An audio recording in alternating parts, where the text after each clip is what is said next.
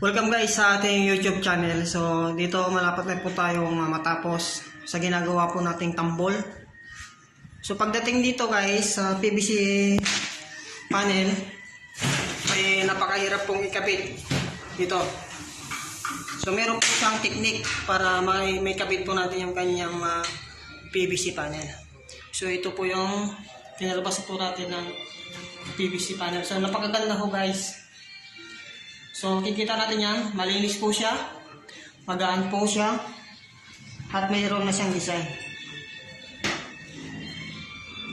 So ngayon, paano po natin ano po ba yung dapat natin gagamitin kung tayo po yung magbabawas ng PVC panel? So di naman po pwede yung grinder, hindi naman po pwede yung gunting na malaki. So ang paggamit po ng pagbawas ng